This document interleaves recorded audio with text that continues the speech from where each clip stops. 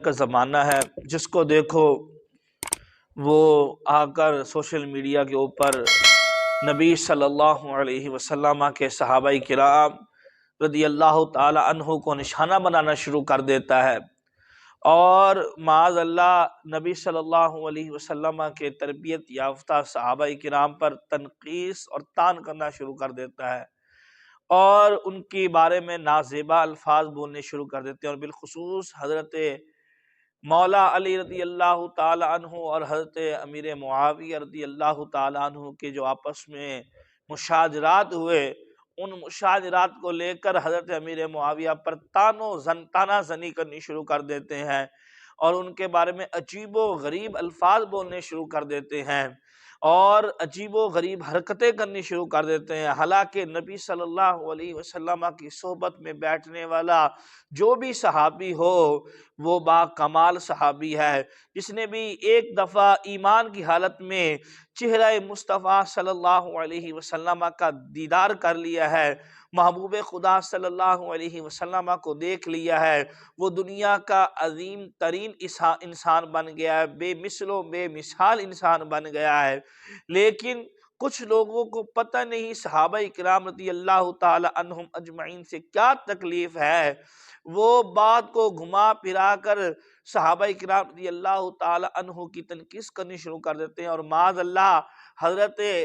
امیر معاویہ رضی اللہ تعالی عنہ کو بالخصوص ٹارگٹ کیا جاتا ہے، اور ان کو پتہ نہیں ظالم فاسق پتہ نہیں کیا سے کیا معاذ اللہ ثابت کرنے کی کوشش کی جاتی ہے۔ میں آپ کے سامنے ایک روایت پیش کرتا ہوں جس میں آپ کو پتہ چلے گا کہ صحابی رسول صلی اللہ علیہ وسلم کا مقام کیا ہوتا ہے، اور وہاں پر بتا بھی صحابی رہے ہیں کہ صحابی کتنے درجے پر بلند ہوتا ہے، کتنا اس کا مقام ہوتا ہے، کتنا اس کا مرتبہ ہوتا ہے صحابی رسول صلی اللہ علیہ وسلم کا۔ ایک روایت ملتی ہے کتابوں میں، ایک مشہور حدیث کی کتاب ہے جس کا نام ہے مسند امام ابن الجعد رضی اللہ تعالیٰ عنہ۔ یہ ابن الجعد ہیں جن کے بارے میں گٹر کا کیڑا ہے ایک جس کا نام مرزا جہلمی ہے، وہ بھی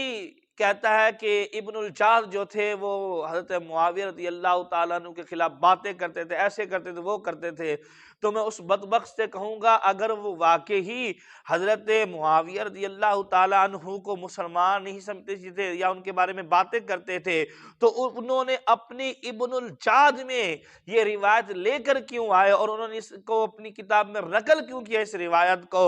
اور اس روایت کے بارے میں حافظ ابن حجر عسقلانی رحمت اللہ علیہ نے اپنی کتاب الاصابہ جو اس وقت میرے سامنے ہے، یہ والی کتاب الاصابہ میں فرمایا ہے رجال ھذا الحدیث ثقات،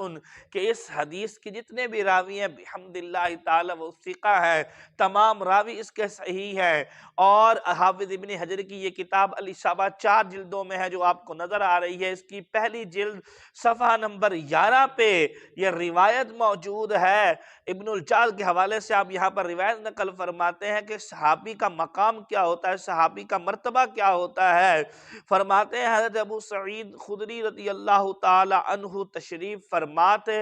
اور آپ ٹیک لگا کر بیٹھے ہوئے تھے،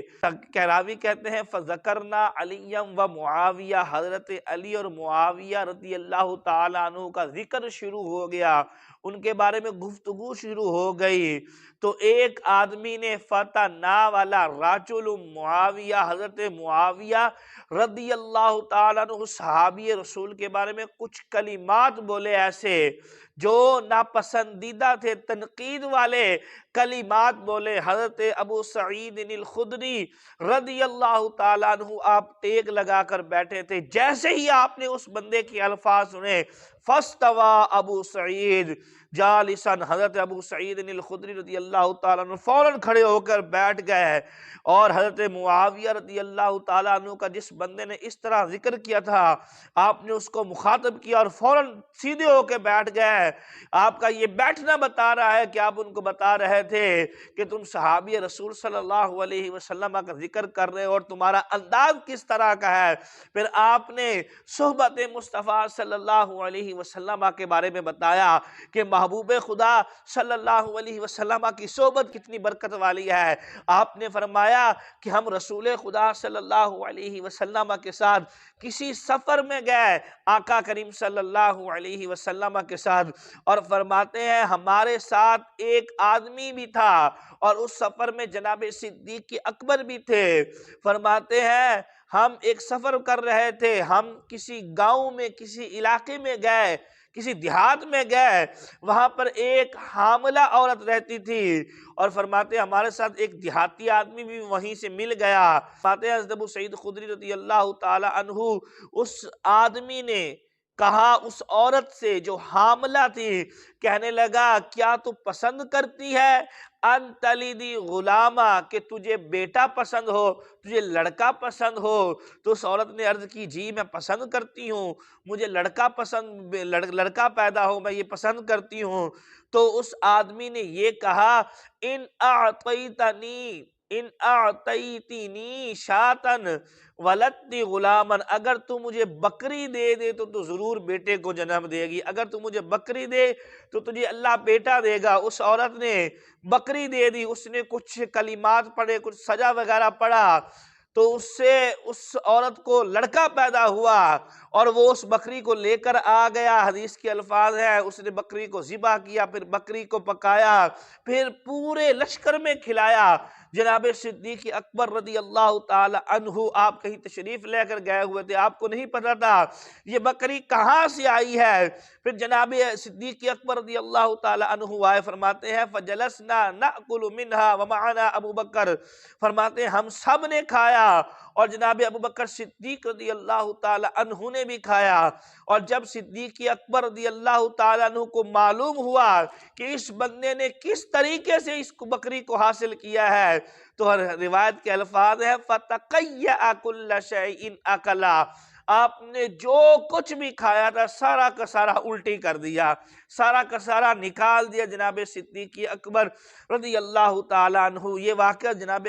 ابو سعید خدری رضی اللہ تعالیٰ عنہ بیان فرما رہے ہیں، اور فرما رہے ہیں اس واقعے کے بعد وہ آدمی چلا گیا، اس نے صرف اور صرف اس سفر میں ہی چہرہ مصطفیٰ صلی اللہ علیہ وسلم کو ایمان کی حالت میں تکا تھا، اور کسی جگہ پر کسی مقام پر محبوب خدا صلی اللہ علیہ وسلم سے اس کی ملاقات نہیں ہوئی، بس اس نے اتنی مدت اتنی دیر محبوب خدا صلی اللہ علیہ وسلم کا چہرہ دیکھا تھا۔ راوی کہتے ہیں حضرت ابو سعید خدری رضی اللہ تعالیٰ عنہ کہتے ہیں ثم رأیت ذلک البدوی اتی بہ عمر بن الخطاب، فرماتے ہیں کہ پھر میں نے اس بدوی کو دیکھا، اس دیہاتی کو دیکھا کہ وہ حضرت عمر رضی اللہ تعالیٰ عنہ کے دور خلافت میں آپ کی بارگاہ میں لایا گیا، اور اس کا جرم یہ تھا وَقَدْ حَجَلْ أَنصَار، کہ وہ انصار کے بارے میں نازیبہ اشعار پڑھتا تھا، انصار کے بارے میں ہجے کرتا تھا، ان پر نازیبہ اشعار کستا تھا، انصار کے بارے میں جن کے بارے میں میرے محبوب صلی اللہ علیہ وسلم کی صحیح بخاری میں روایت موجود ہے کہ آپ نے فرمایا انصار کی محبت ایمان کی علامت ہے اور انصار سے دشمنی بغض کی علامت ہے۔ تو وہ بندہ انصار کے بارے میں یہ اشعار پڑھتا تھا، لیکن آج کے مفکرین کی طرح، آج کے ان نام نہاد مولویوں کی طرح، آج کے ان نام نہاد سکالروں کی طرح حضرت عمر نے یہ قیاس نہیں بنا لیا تھا کہ یہ صحابہ سے بغض رکھتا ہے لہذا یہ منافق ہو گیا، یہ کافر ہو گیا، یہ وہ ہو گیا، جس طرح کہ احادیث کو جوڑ کر قیاس بنا کر جناب معاویہ رضی اللہ تعالیٰ عنہ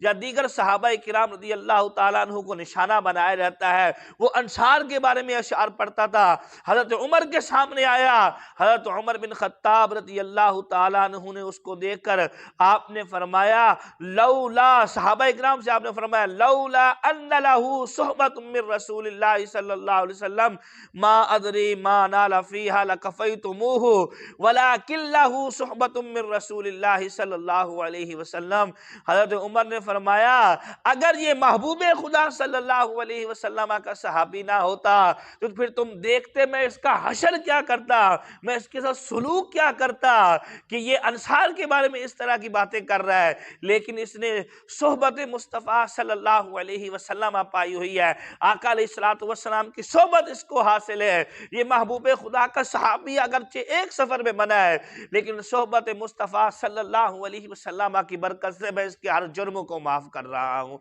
मैं इसकी हर गलती को माफ कर रहा हूँ। ये था सहाबा इकराम का अकीदा सहाबा इकराम के बारे में कि सहाबा इकराम से अगर कुछ बशरी तकाजे के मुताबिक